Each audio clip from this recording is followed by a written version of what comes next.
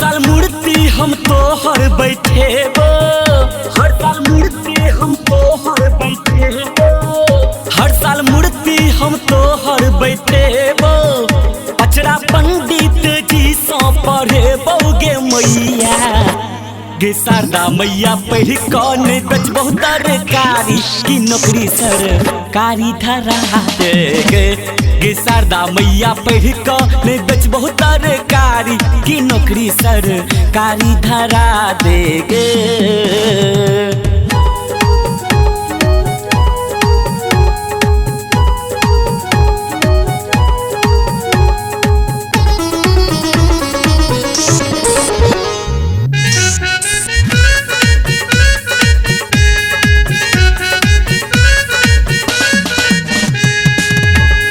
कलिया के कालिदास को दिली गए, वाल्मीकि से राम लिखवा दिली गए,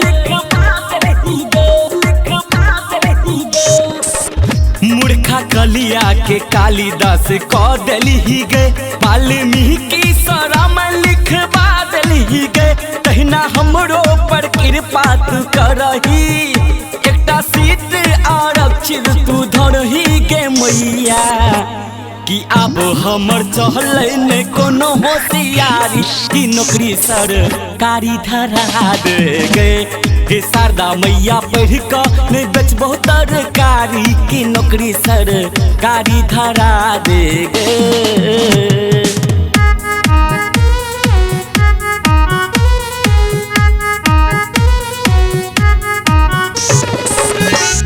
recording by DJ Balkrishna studio Baheri.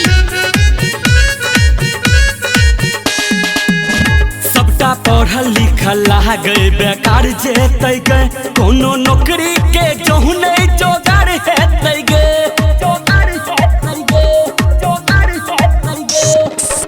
सबका पढ़ल लिखल गए बेकार जेतै गए, कोनो नौकरी के जहु नहीं जोगार हेतै गे।